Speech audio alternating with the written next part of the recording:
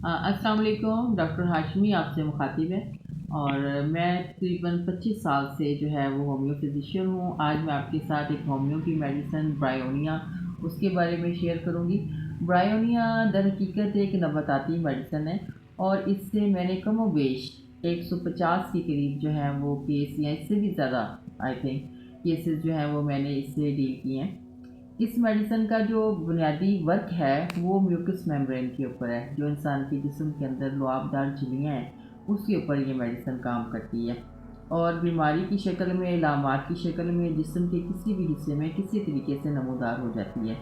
Mucus membrane का case होता है तो साथ उसके जो माइंड सिम्टम होते हैं, जो उसकी लैंग्वेज बॉडी लैंग्वेज होती है वो इसमें जो है वो काउंट होती है। उसकी बेस पे हम इस मेडिसिन को सिलेक्ट करते हैं। इसका जो पेशेंट है उसको हमेशा हरकत से तकलीफ़ होती है, वो मूवमेंट नहीं करना चाहता होता, चुपचाप लेटा रहता है, लोगों का अंदर आना पसंद नहीं कर रहा होता और इसको बिल्कुल पसंद नहीं होता कि ये दूध से बनी हुई चीज़ें खाए और इस तरह से ये या इसकी बीमारी के बारे में कोई डिस्कस किया जाए, ये चुपका बस पड़ा रहता है और इसके सर में इतनी शदीद दर्द होती है कि जैसे सर फट जाएगा।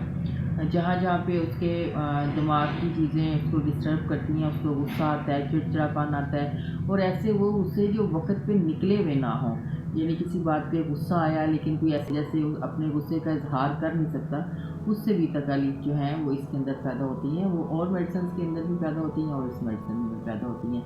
लेकिन इसका मेन फंक्शन ये होता है कि म्यूकस मेम्ब्रेन जो है वो डिस्टर्ब होती है।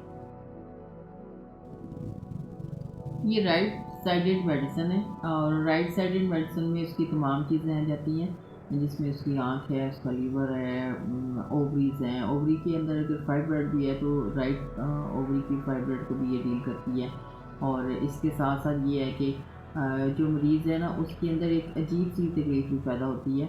वो ये है कि जो खातून है उसको डेट में माहवारी में ब्लड आने की नाक से ब्लड जो है वो आ जाता है। वो खुलने बंद करने, उंगलियाँ जो है वो मूव करनी उसको मुश्किल महसूस हो रही होती हैं किसी काम की वजह से भी या कड़न की वजह से भी और उसकी गर्दन में भी बहुत अकड़ाव आ जाता है। इसी तरह की और बहुत सारी चीज़ें हैं जो म्यूकस मेम्ब्रेन के ड्राइनेस को शो करती हैं, लेकिन उसके साथ साथ ये है कि मरीज़ का जो बॉडी लैंग्वेज और उसका मिजाज है वो उसके साथ जब मिलता है तो हम फिर ब्रायोनिया की सिलेक्शन करते हैं। ब्रायोनिया का मरीज़ जो पीता है थोड़ी गैप लेके पीता है, लेकिन गिलास भर भर के पानी के पीता है और ये थोड़ा सा जब हरकत करता है तो ये किसी भी किस्म की तकलीफ़ में इजाफे को महसूस करता है।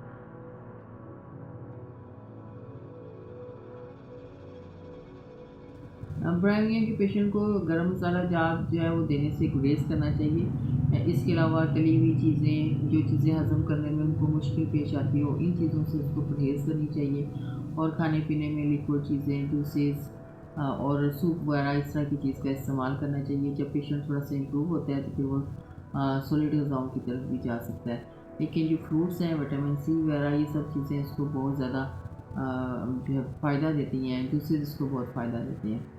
तो इस पेशेंट के साथ नरम मिजाजी के साथ पेश आना चाहिए, इसको सहूलियत के साथ पुरसकून तरीके से लेटने देना चाहिए और ऐसी तमाम चीज़ें जिससे मरीज़ डिस्टर्ब उससे दूर रखना चाहिए।